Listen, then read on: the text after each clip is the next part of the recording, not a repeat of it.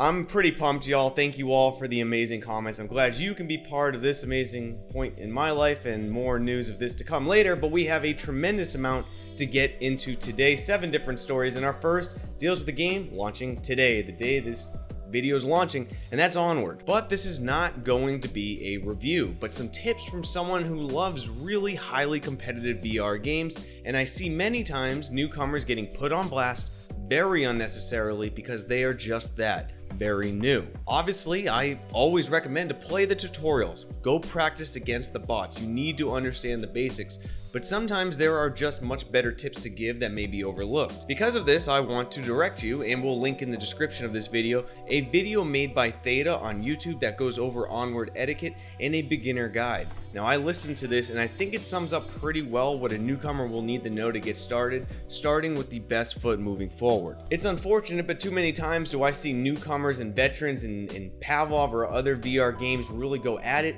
because one is just annoyed with the other one way or another, and it really can mar just a fantastic experience the first time you play a VR game. So check out that video. I think it's going to make people who are jumping into Onward for the first time much better off and have just a better first experience. Now, our next story is a little late. I wish it came a little bit sooner, but it was only brought to my attention recently, and it revolves around the Catwalk C, the mini at-home omnidirectional slide mill that absolutely crushed its Kickstarter campaign recently. I mean, we saw the headlines everywhere. However, I've been speaking to a few people who originally pledged for it, and it looks like many of them are pulling their pledges before the Kickstarter finishes due to unforeseen costs. While shipping and tax costs would obviously raise the investment needed for this Kickstarter, many were caught off guard by just how much the difference can be, something that probably should have been alluded to in the Kickstarter's description. This, of course, will all depend on where you live, but many are seeing shipping charges between $369, and I've seen some say over $500. You also have an import tax fee from customs code 950450, and that ranges between an additional $400 to $600.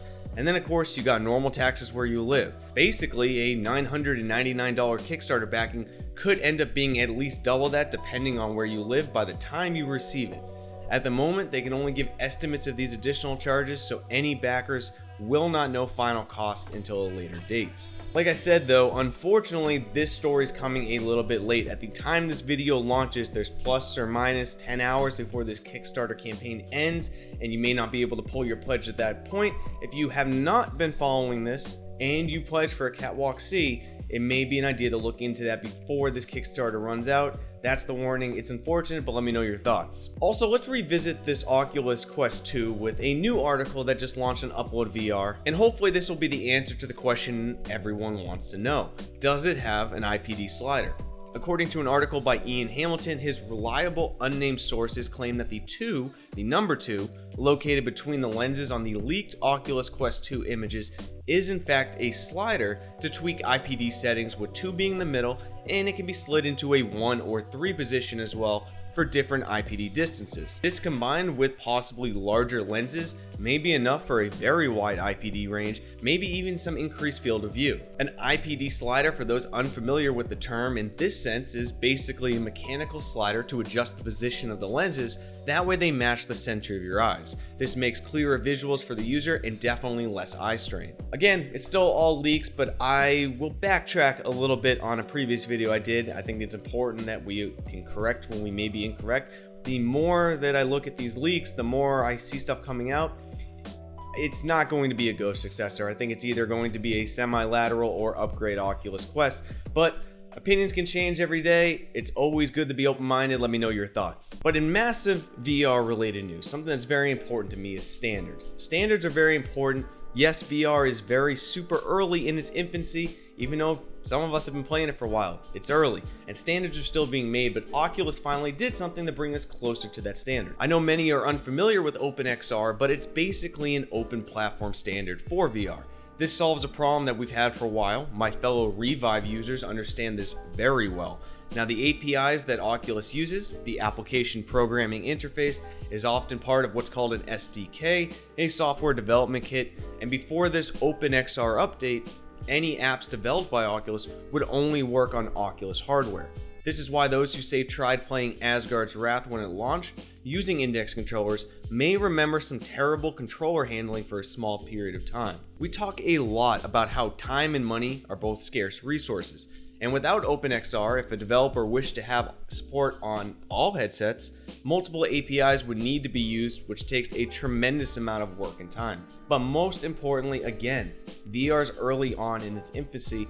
Standards are going to be coming over time, but I think this is a key step to starting that process, and I'm very glad to see Oculus finally become a little more inclusive of everyone rather than being so walled off. Also, let's revisit in our next story a couple things from Gerald McAllister, someone that we talked about in the previous video who dug through some Oculus Quest APKs and found some cool stuff with a few new ones that I want to touch on. As a quick refresher, these APKs are the applications on Android, and Oculus typically will update their APKs before new releases and new updates drop to prepare for anything coming, so many times these can be indicators of what's to come. The first new find is a possible instant replay feature, and the way this could work is to enable the Oculus Quest to continuously record for a determined set of time, say 15 seconds, which would save a replay of the most recent actions, and that'd be very nice when hunting for fun clips to share. Next up, it looks like some type of pass-through portal may be coming, which would allow users to mark an area of their Guardian to show the actual pass-through camera right there. The example would be, say, when my child arrives, I could mark the area he is in, and the pass-through portal would bring him into the VR environment through the pass-through cameras. The possibility I think everyone would want, and Gerald has some stuff to show of it possibly, is a wireless Oculus Link, whether an internal update or some type of dongle. Now, he checked the differences between version 16 and version 19 of the Oculus Link, and there were a few changes made, notably this line, Android Permission Internet, found within the link section. This could 100% be something else, we don't know, but it's the top of many wish lists, and I think the tether is inevitably going to go away, so why not make it happen sooner? As always, just because these are found in the APK doesn't mean any of these are actually going to come to fruition, just like this video or the last, but they're interesting nonetheless. Let's end today's video with two game-related stories. One, a fan favorite, Star Wars, everyone loves it, and the other, a very risky, ambitious gaming title that I really want to talk about, but we start with, of course, Star Wars Tales from the Galaxy's Edge and the new news that we have on it. For those not familiar with this title, Star Wars Tales from the Galaxy's Edge is connected to the Disney attraction of the same name and lies between The Last Jedi and Rise of the Skywalker. So what did we learn that was new? Well, it can't be understated how amazing it is to hear yes, it is coming to the Oculus Quest. Now, there was no mention of PC VR, but Vader Immortal also had no PC VR mention, and of course that came out for the Oculus Rift S as well. This isn't just a spin-off though, this is a dedicated story that is both unique and ambitious, with a 2020 confirmed release date still. As senior producer, Alyssa Finley had this to say: "We've got the experience built out, so the time we have now is to play it, to feel it, to go. This could be better, that's broken, this isn't working, this is amazing, more of that." All we really know also about the story is that we're going to be hunted by a death gang, and blaster combat will apparently be there. We still don't know very much. I'm looking forward to more. I'm a bit nervous that there's no gameplay footage yet. I'm going to be very interested to see what that is, and I'm really hoping for more than a 30-minute experience like Vader Immortal, but let me know your thoughts. And let's end on an exclusive Upload VR article of a new AAA title launching soon.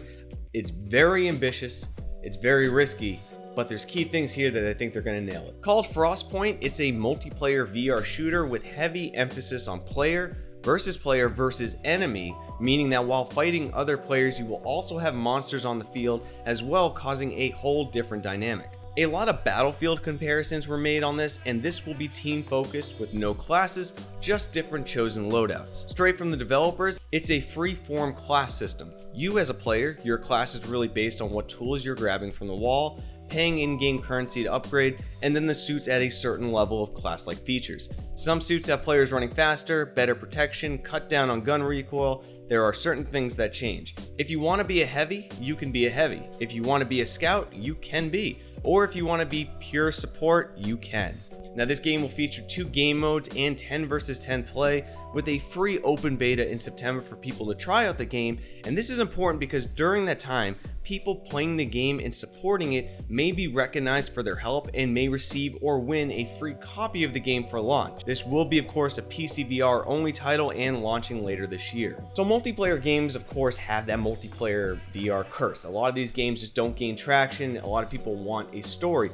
This game, though, between the free open beta and really rewarding people to try it, to possibly get the game for free as well, I think these developers really understand the risky venture that they're putting out with a VR only multiplayer game, and I think they're gonna do well. I really think they have wrapped the curse of multiplayer and found a way to possibly get a good player base from the start. So I may be the most anticipated for this game this year out of all the ones I've heard so far, because I love multiplayer games. But that's gonna be it for today's video. If you did enjoy it, make sure to leave a like, make sure to subscribe and hit that bell icon. That way you never miss an upload. And as always, see you in the next one, Space Cowboys.